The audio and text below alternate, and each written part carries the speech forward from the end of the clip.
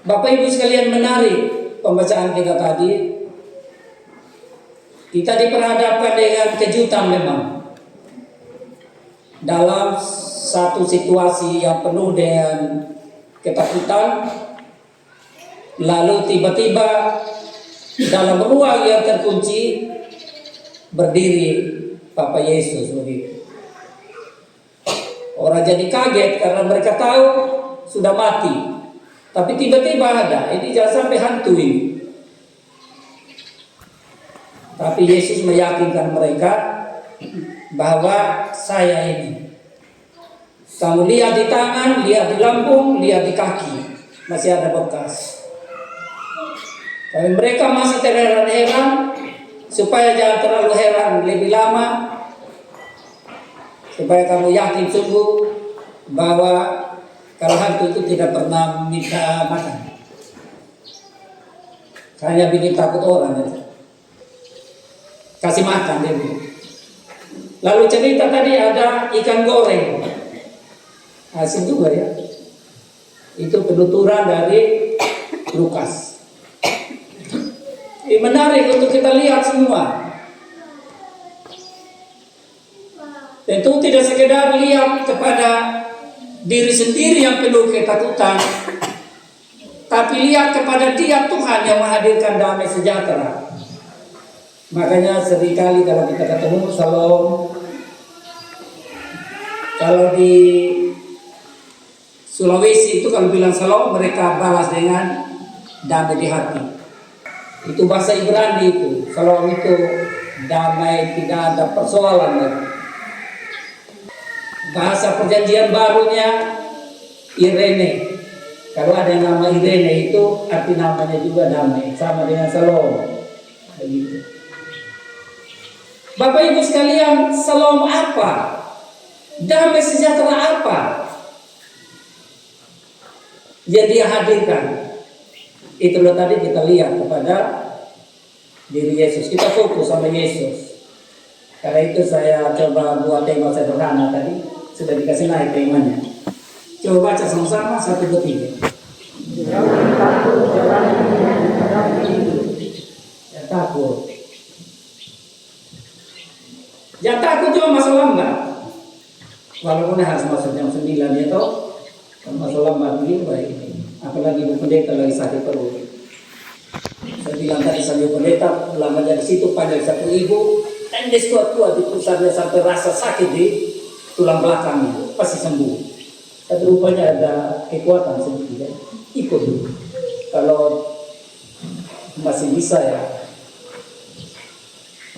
Bapak Ibu sekalian yang saya hormati, saya kasih dalam Tuhan tadi, saya tanya sama Ibu Pendeta. Biasanya jemaat itu sanggup duduk itu, sengaja saya tanya ya, karena kalau kita baca di ilmu berkhotbah, lamanya itu jemaat duduk hanya 15 menit sampai 20 menit. Tapi saya dapat jawaban yang luar biasa juga. Itu tergantung Pak, dia bilang. Kalau menarik sebentar, berjam-jam juga mereka tidak, pasti mereka sanggup. Saya biasa baik kalau baru pertama kali mesti 2,5 jam lah ya. Tapi dan catatan kalau ada yang haus, ada yang lapar karena belum makan pagi. Tadi saya sudah makan pagi karena istri saya sudah ganti-ganti sama dia. Bangun pagi, kerja yang pertama adalah masak, siap meja. Jangan kerja dulu sebelum meja disiapkan. Jangan sampai sakit karena fisiknya tidak kuat tadi. Sebab dalam fisik kita ini ada banyak sekali penyakit. Penyakitnya lagi tidur semua. Ketika fisik ini kuat, tapi kalau fisik ini melemah, nanti akan muncul satu dia bangun satu-satu itu penyakit. Yang perlu dijaga jangan sampai malarianya bangun duluan. Kalau malaria bangun duluan, dia bikin kita mulut pahit. Kalau sudah pahit, mau makan yang enak pun juga rasanya tidak enak. Akhirnya tambah kosong ini perut. Tambah kosong perut, tambah lemah secara fisik.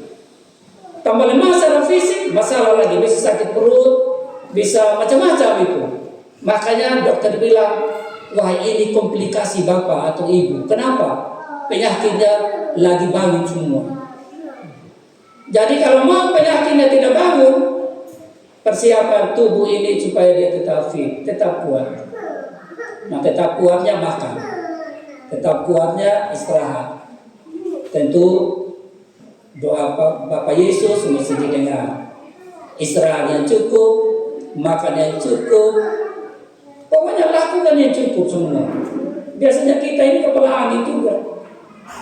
Disuruh makan cukup, dia habis semua, dia gas full gitu. Begitu gas full, orang belakang ini dapat debu air juga. Penderitaan juga ya tuh. Akibat orang tidak makan cukup di depan alias rakus, di belakang dapat dia punya air atau sisa-sisa. Akhirnya dia bercerita, tadi kita dong bikin pesta di situ, bikin orang tercekik ya. Kalau tidak ada apa-apa tidak usah bikin pesta toh. Padahal sebenarnya akibat orang paling depan tadi sudah makan lebih dari cukup. Makanya ingat makan cukuplah. Biasanya kita mata juga lebih besar dari perutnya. Mungkin bukan di sini tapi di tempat lain saya lihat. Begitu ada pesta dia taruh banyak-banyak. Tapi dia makan tidak habis juga, buang sudah dia sisa makan. Siapa mau makan? Coba dia ambil cukup. Mungkin orang lain masih dapat. Ini namanya perilaku. Takut jangan sampai orang lain juga dapat. Dia mau dapat sendiri. Mana rakus itu? Bapak Ibu sekalian, pembacaan hari ini mengantar kita untuk berenung tentang keadaan manusia yang membuat Yesus kasih lihat. Ini akibat dosa kalian, dosa rakus tadi. Kan rakus juga tahu di taman Firdaus. Disuruh makan semua yang banyak-banyak, dilarang hanya 2 pohon, makan lagi 2 pohon, dia rakus semua. Akibatnya apa? Rusak satu dunia. Akibatnya apa? Susah semua. Sudah enak-enak tadi jadi, wah ini perlu keringat dulu baru dapat hasil. Nanti kau susah payah yang melahirkan, tapi kau tetap birahi sama suamimu. Semuanya jadi berantakan. Tetapi manusia kita, tahukah kita ini bahwa manusia kita terlalu istimewa, terlalu luar biasa. Kenapa luar biasanya? Luar biasanya karena manusia kita diciptakan segambar dengan Allah. Ini gambaran Allah ini yang dihadirkan ke tengah-tengah kehidupan. Makanya kalau ngomong tentang saling menghormati, kalau dalam rumah tangga, suami itu harus hormat sama Yesus. Karena Yesus adalah kepalanya. Istri harus hormat sama suami, karena suami adalah kepalanya. Yesus harus hormat sama Bapa di surga, karena Bapa adalah kepala. Itu nanti banding dengan 1 Korintus pasal 11 ayat 3. 1 Korintus pasal 11 ayat 3, kepala dari laki-laki adalah Kristus, kepala dari perempuan adalah laki-laki, kepala dari Kristus adalah Allah Bapa. Itu di 1 Korintus 11 ayat 3. Kalau di Efesus pasal 5 ayat 22-23-nya dia bilang apa? Hai istri, tunduklah kepada suamimu sama seperti kepada Tuhan dalam segala hal, karena Dialah yang memberi kehidupan. Jadi suami itu adalah tempat di mana Tuhan itu menempatkan kehidupan. Karena itu suami peranakan anak sama dengan Tuhan Allah yang menciptakan manusia laki-laki dan perempuan. Jadi suami yang memperanakan anak laki-laki dan anak perempuan, dan mama atau istri yang melahirkan anak laki-laki dan perempuan. Supaya kita tahu posisi kita sebenarnya. Supaya kita tahu mengapa Allah menjelma dari manusia tinggalkan surga. Supaya kita tahu bahwa kita ini punya nilai tersendiri. Tuhan kasih tinggal surga, kasih tinggal kemuliaannya. Karena apa? Karena mau rebut kembali kemuliaan yang setan ada ambil, yang iblis ada ambil. Karena manusia lebih taat, lebih dengar sama iblis kalau kamu makan kamu jadi sama dengan Tuhan Allahmu. Padahal Tuhan Allah bilang kalau kamu makan kamu mati.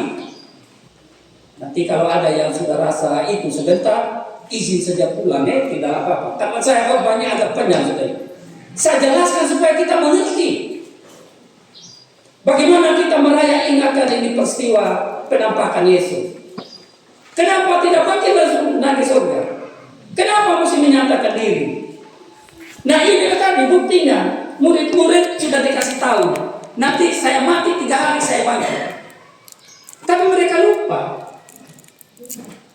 Tetapi Tuhan tidak akan kasih tinggal di manusia pelupa ini. Sama dengan saya juga tadi. Saya tidak kasih tinggal juga, saya punya istri yang pelupa sepatu. Pulang aja. Kita pulang dengan sukacita. Saya kalau tidak nanti bahaya ini. Ini pendeta ngomong lain, tapi kelakuannya lain. Membuktikan secara sederhana aja. Supaya kita bangga dengan kita berdiri. Tuhan itu bukan karena dosanya lalu dia datang. Tapi karena kasihnya kepada manusia yang berdosa ini. Karena ada gemarnya sama manusia. Jadi Tuhan datang cari manusia bukan cari dosa. Karena itu manusia murid-muridnya disuruh dalam pembacaan kita juga tadi. Pergi dan memberitakan kebenaran supaya orang bertobat. Dalam hidup ini orang tidak pakai kesempatan bertobat, tapi kesempatan berdosa. Di segala bidang aja. Termasuk bidang putih juga itu. Kemarin bukan baru aja. Lewat itu pemilihan. Saya juga masuk. Saya punya dapil dari Wana sampai Bula Wijeng. Dia punya, ini ibu pendeta punya keluarga. Tapi herannya, saya tidak mengerti ini bukan politik identitas. Saya tanya-tanya, masa orang Sabu dari Wana sampai Bula Wijeng itu tidak kenal sama saya? Saya berpikir, mereka kasih tahu Pak, wah ini gawat sekali. Apa yang gawat? Woi main uang semua Pak. Kalau saya tidak pernah main uang, hanya kasih baliho, kasih stiker, kasih gantungan kunci. Tapi itulah perilaku manusia. Dia lebih memilih yang ya kita berharap nanti ya 30 orang itu adalah orang baik-baik lah. Kita berdoa.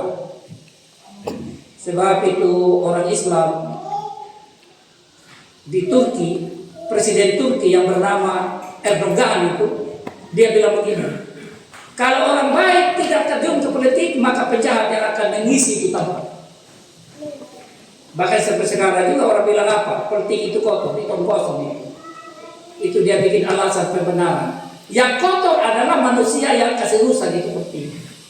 Politik itu adalah seni sebenarnya. Seni untuk hidup bersama, seni untuk menikmati situasi kehidupan yang baik. Makanya punya salah, ketakutan, bye-bye, nanti dia pikir sama kita ya, jangan sampai pikir diri sendiri, kita pilih sama dia, begini-begitu. Nah dalam kondisi yang salah dan ketakutan itu, yakinkan kita bahwa ada Tuhan. Ada Tuhan sebagai pembela kebenaran. Kebenaran Allah ialah kasih. Tadi vokal grup Bersatu Hati Melayani sudah mengangkat pujian, mengasihi lebih sungguh karena Tuhan lebih dulu, melayani lebih sungguh karena Tuhan lebih dulu melayani. Nah kita berharap ya bukan hanya sekedar ungkapan lantunan lagu, tapi harus ada perayakan. Ini bukan sekedar kita baca ini firman ini, bukan sekedar kita nyanyikan itu lagu-lagu. Pertanyaan bagi kita ya, kalau kita susah, benarkah kita tidak kecewa? Kalau kita senang, benarkah kita tidak sombong? Saya terlalu yakin, kalau kita susah kita kecewa. Kenapa begini, kenapa begitu? Para murid saja kecewa ini. Mengapa mati guru kita? Mengapa kita harus berhadapan dengan kekejaman pemerintahan Romawi? Mengapa kita berhadapan dengan hal seperti ini. Dan itulah tadi sengaja saya angkat tema itu. Supaya kita paham tentang diri kita yang selalu takut, selalu khawatir.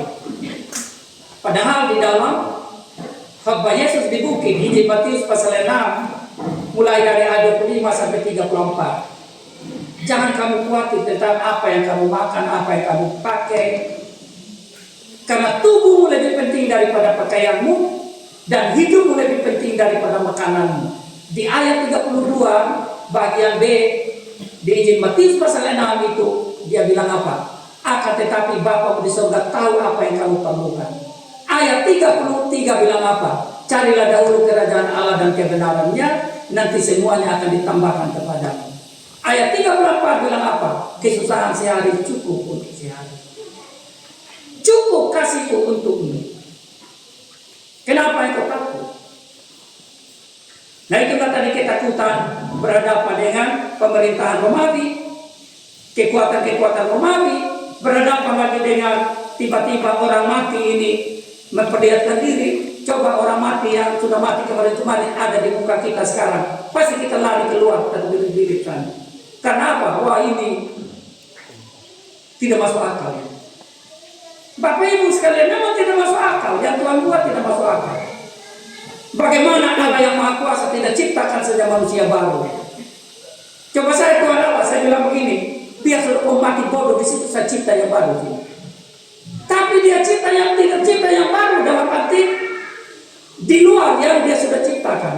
Tapi dia memperbarui ciptaannya yang lama yang sudah rusak karena dosa, dia perbarui, dia kembalikan. Makanya Roma pasal 3 ayat 23, semua orang telah berbuat dosa dan telah hilang kemuliaan Allah. Roma 3 ayat 24, karena kasih karunia Allah di dalam Kristus, kemuliaan itu dikembalikan dengan cuma-cuma. Karena penebusan dalam Yesus. Bapak Ibu sekalian, kita berhadapan dengan persoalan sangat-sangat berat ke depan ini. Kita dengar juga karena dari berita-berita, mungkin bulan berapa, bulan 10 atau bulan berapa akan muncul penyakit yang lebih ganas dari dari COVID-19. Kita tidak tahu, tapi kita sudah mulai dibayangi dengan kenyataan real yang kita hadapi.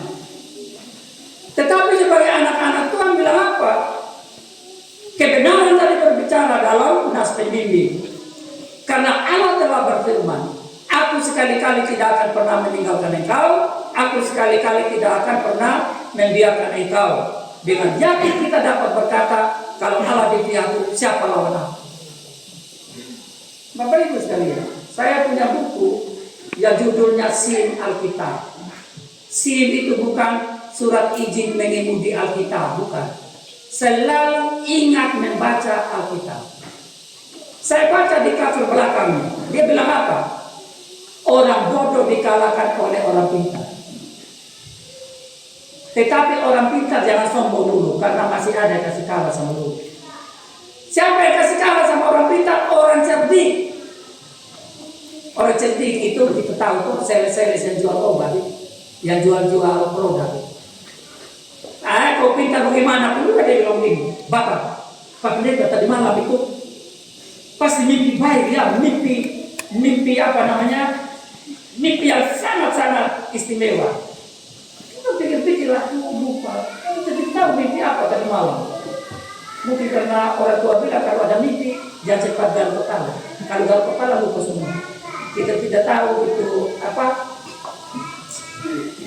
kearifan lokal mereka. Jangan garuk kepala kalau bangun.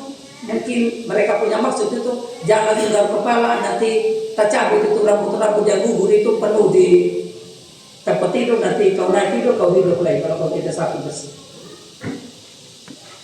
Tapi dalam buku yang saya katakan tadi, dalam sikap orang cerdik ini tadi, dia bilang apa? Ketika saya bilang lupa, kalau Bapak lupa sama kasih ingat Bapak Pendeta punya mimpi beruntung sekali tadi malam. Apa itu tadi? Dia kasih kan ada produk. Wahai Pak Pendeta, ini harganya 25 juta. Tapi karena Bapak itu mimpi beruntung, dia 25 juta ini untuk Bapak hanya 5 juta. Nah karena saya pintar, tadi saya mulai buat kalkulasi. 25 25 itu hanya tinggal 5, berarti saya untung 20 juta. Saya berpikir untung 20 juta dan saya tidak membayangkan yang harga 5 juta tadi sebenarnya harganya 2 juta saja. Nah, orang yang cerdik ini tadi dapat 3 juta dari yang 5 juta ini. Tapi saya fokus ke 20 juta yang dia kasih iklan. Atau nanti masuk mall. Di mall-mall itu bilang apa? Beli 1 gratis 3. Jumlah sekian. Padahal harga barang itu tadi lebih kurang dari yang dipotong sekian persen itu. Inilah orang cerdik punya permainan. Tapi orang cerdik jangan sombong dulu. Karena masih ada yang bisa kalahkan orang cerdik. Siapa yang kasih kalahkan orang cerdik? Di buku itu bilang apa? Orang hoki. Orang hoki itu orang berpunya. Kau cerdik bagaimana pun juga saya bilang, akhirnya berdiam sudah. Saya kasih satu bapak ini satu kantong besar ini uang, rambut diam sudah, ya toh? Itu orang hoki kasih kalah orang cerdik. Tapi orang hoki jangan sombong dulu, karena masih ada yang kasih kalah sama dulu. Yang kaya raya. Siapa yang kasih kalah sama orang hoki? Orang nekat. Kemarin itu kalau masih ingat PT Raja Wali, bos PT Raja Wali yang kaya raya itu, yang teman main golf dengan Antasari Asar yang ketua KPK yang masuk penjara. Orang nekat itu dari NTT, dari Flores, tiba di Punama, tembak sama bos PT Raja Wali, mati. Tapi orang nekat dan sombong, karena masih ada yang kasih kalah sama lu. Siapa yang kasih kalah sama lu adalah orang yang beriman. Orang yang beriman itu orang yang setia membaca, yang tidak melupa baca Alkitab. Daripada main baca WA, baca FB, lupa baca Alkitab. Benar sudah tadi. Kalau Tuhan di pihak kita, siapa lawan kita? Kenapa takut? Itu maksudnya. Nah, karena itu penampakan Yesus ini supaya para murid tadi yang takut, jangan takut. Kau ikuti terus. Kau akan memberitakan kebenaran, mulai dari Yerusalem sampai ke ujung bumi. Tapi sebelum itu jangan kemana-mana. Artinya apa? Kau ngomong dulu sama buku keluarga. Mulai dari keluargamu yang tidak takut berhadapan dengan persoalan hidup, karena kau yakin bahwa ada Tuhan yang menyertai. Karena Yesus sendiri pasang nama Immanuel itu, karena malaikat bilang sama Maria, kau akan melahirkan, taruh nama Immanuel. Immanuel itu artinya Allah menyertai kita. Kita tidak pasang nama Immanuel, padahal ketakutannya lebih besar daripada nama yang dipasang. Namanya sudah menjelaskan Allah menyertai, tapi Immanuel manusia ini tadi dia tetap takut. Kan dulu. Padahal ambil menghadap. Kalau kita baca di dalam Wahyu pasal 2 itu ayat 9, jangan engkau takut terhadap apa yang harus engkau derita. Ambil menghadap napapat amiktai. Engkau harus setia sampai mati. Maka kau tutup dulu mati, kakuan yang kau tai dan tubuh dan lalu. Bisa dimengerti ya, orang lewat punya bahasa kan ada beda sedikit. Saya pakai bahasa pembela. Aku mengadar apa pada mukai. Jangan kau takut apa yang harus engkau derita. Yang penting engkau setia sampai mati. Kau tutup dulu mati. Kenapa harus setia sampai mati? Karena ada mahkota kehidupan. Yang Paulus bilang, saya sudah sampai di garis akhir. Saya telah memelihara iman. Saya sudah dapat itu mahkota yang disediakan. Tapi bukan hanya untuk saya, tetapi untuk kamu. Makanya perintah Yesus tadi, pergi memberitakan pertobatan, supaya kalau bertobat, lakukan kehendak Tuhan, pasti itu mahkota kehidupan kamu. Jangan kita pikir itu nanti sudah orang Kristen ramai-ramai masuk surga, belum tentu. Ini sudah pendeta nanti otomatis masuk surga. Tidak. Makanya nanti lihat bisa membelah ke Google. Saya ada tulis pendeta tulis jarak, jawab tanda tanya besar di bawah. Mau pertanyakan sama pendeta ini, kalau kau mati tiba-tiba jangan masuk surga.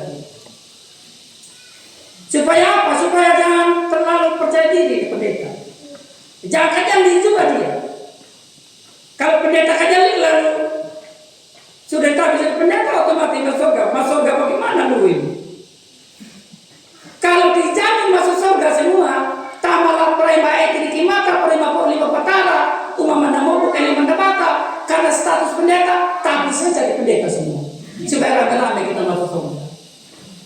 Tapi pendeta ini mesti berada dalam proses kehidupan yang harus setia sampai mati. Warga jemaat juga harus setia sampai mati. Kepada siapa? Kepada Tuhan yang menampakkan diri. Nah kembali, mungkin khotbah kemarin itu Thomas. Tuhan menampakkan diri kepada Thomas. Ya toh, saya tanya tadi pendeta, khotbah apa minggu yang lalu? Penampakan Tuhan Yesus kepada Thomas. Kenapa kepada Thomas? Karena Thomas itu tidak percaya. Saya lihat dulu, dia bilang, kalau saya tidak lihat mana saya percaya. Begitu Yesus temui sama dia, Thomas, jangan kau tidak percaya ya, taruh tangan di saya punya lubang paku ini, taruh di lubang tombak yang ada di lambung ini, jangan kau tidak percaya ya. Berbahagia kau sudah, berbahagia karena kau percaya, tapi saya mau tegaskan sama kau, berbahagia juga orang yang tidak melihat tapi percaya. Kita tidak melihat penampakan Yesus di sini, tapi kita percaya bahwa Tuhan lagi menampakkan diri sekarang, damai sejahtera atas kami. Mesti pulang dengan damai sejahtera. Jangan pulang dengan kecewa, pulang dengan kepahitan, pulang dengan raih pendeta tadi lambat datang, khotbahnya panjang lagi. Karena tidak dapat apa-apa. Iya toh? Saya berhenti sudah. Nanti kita sambung lagi. Pokoknya kita tidak perlu takut hadapi hidup ini karena kita yakin bahwa Tuhan telah berfirman, aku sekali-kali tidak pernah meninggalkan engkau, tidak pernah membiarkan engkau. Dalam perjumpaan Yesus dan para murid ada damai sejahtera yang Tuhan nyatakan, dan ada panggilan bagi kita untuk menyebarkan damai sejahtera itu dengan perilaku yang menghadirkan damai. Sengaja tadi saya singgung Matius pasal 6 ayat 33, carilah dahulu kerajaan Allah dan kebenarannya, nanti semuanya akan ditambahkan kepadamu. Kalau disandingkan dengan Roma pasal 14 ayat 17, soal kerajaan surga bukan soal makan minum, tetapi soal kebenaran, soal damai sejahtera, soal sukacita di dalam Roh Kudus. Mesti pulang dengan damai sejahtera, pulang dengan sukacita, dan semuanya itu akan terjadi kalau ada kebenaran dalam diri kita yang kita lakukan. Kebenarannya apa? Kebenarannya bahwa Allah telah mengasihi kita, telah melayani kita. Kita juga harus lebih sungguh melayani karena Dia lebih dulu melayani. Dia menampakkan dirinya dengan damai sejahtera. Saya juga mau menampakkan diri membawa damai sejahtera, bukan membawa malapetaka, membawa kesusahan, membawa hal-hal yang merugikan orang lain, tetapi yang membawa kemuliaan bagi hormat nama Tuhan. Salam bagi kita semua.